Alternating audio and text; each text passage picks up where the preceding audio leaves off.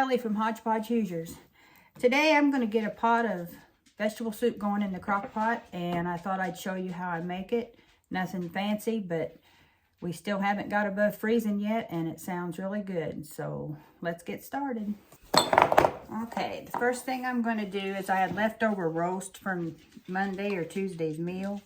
I'm just going to put it in there. It's just a roast I had done in the crock pot, so very simple with that. And then I'm going to add, we don't like much corn, but I had put up a bunch of corn this summer, so we're going to add some corn to it. And some green beans. Let me drain this.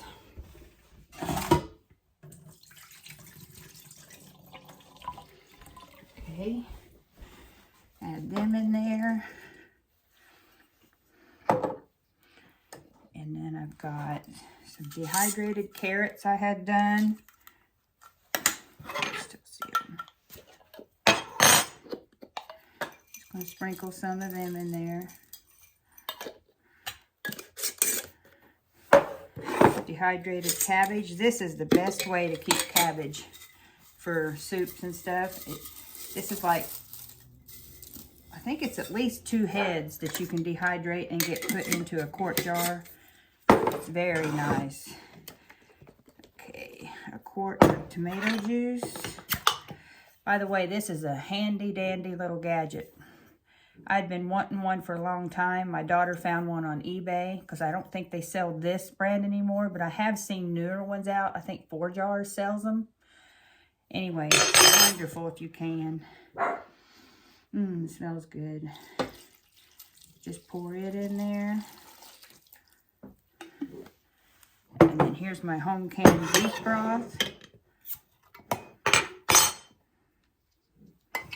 All that flavor that's on the top there, I'll just put that right in too. I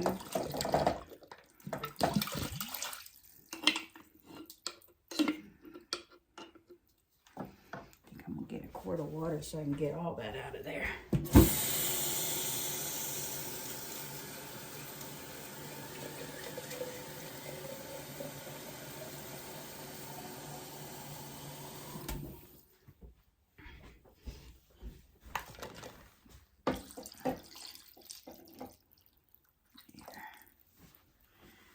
Now, the next thing I want to do is I got a pint of my home canned potatoes. Just going to dice them up and put them in there.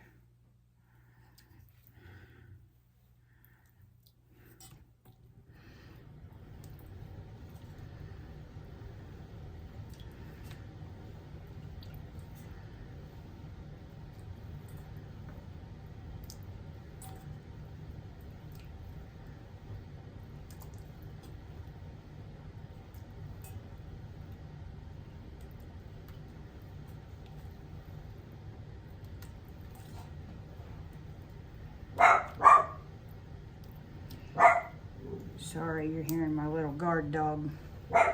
She thinks she hears something. A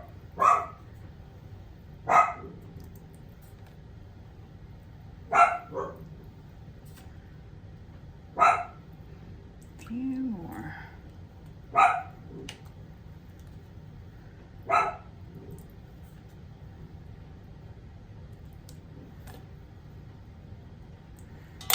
Okay, that's done. Wipe my hands. Okay, now I put some seasonings. I just put a little bit of garlic powder. And pepper. And I use pink Himalayan salt for most of my cooking now. Sprinkle some of that in there. Give it a good stir. I'm gonna let this cook for, since most of it's mostly done other than the cabbage and carrots needs to rehydrate. I'll probably let this cook on low for about 6 hours, and then I'm gonna come back and I'll show you how I add Ribleys in it. I think that's German for dumplings or something like that, but we always put a little bit of Ribleys in it. and it makes it really good. So I'll be back in just a few hours, which for you it'll be pretty instant, but I'll show you how I finish it up. Okay, let's see how this is looking.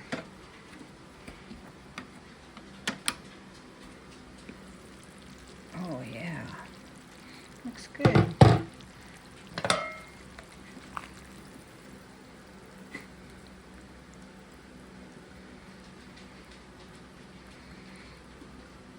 Okay, I'm gonna go get the stuff to make the Ribleys, and then we'll be back. Okay, Ribleys is real easy to make. If anybody's ever had dumplings, it's very similar to that. You take about a cup of flour. Should be enough. Sprinkle a little bit of salt in it.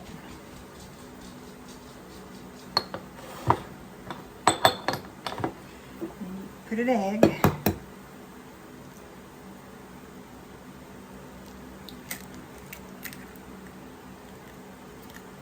rid of that.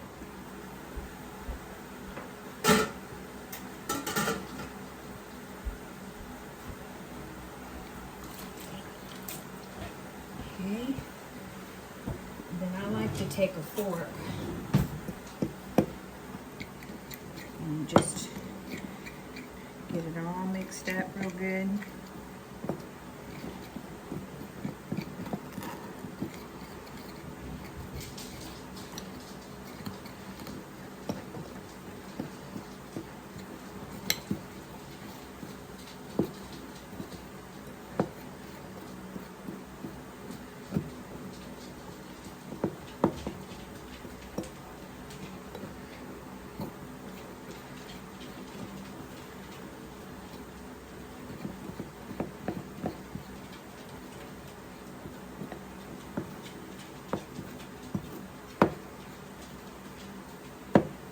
Okay.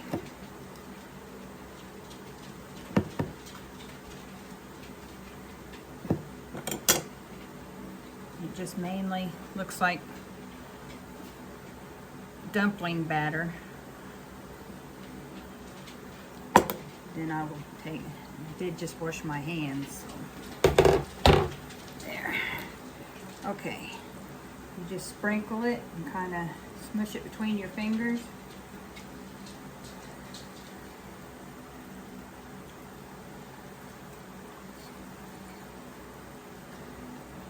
About halfway of it, I usually like to stir it in.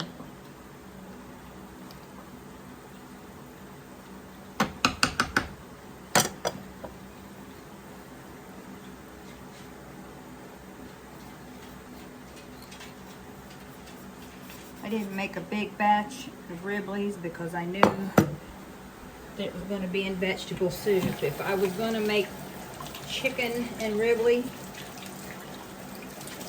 I would at least double what I just did. You just want egg, flour, and salt. Some people put pepper. I usually don't because I usually peppered the whatever I'm cooking pretty good. Now you stir it up. Now you don't want no real big clumps, like right there is a clump. You just want to hit it against the side of the thing and you want to break it up. So you want these to be little.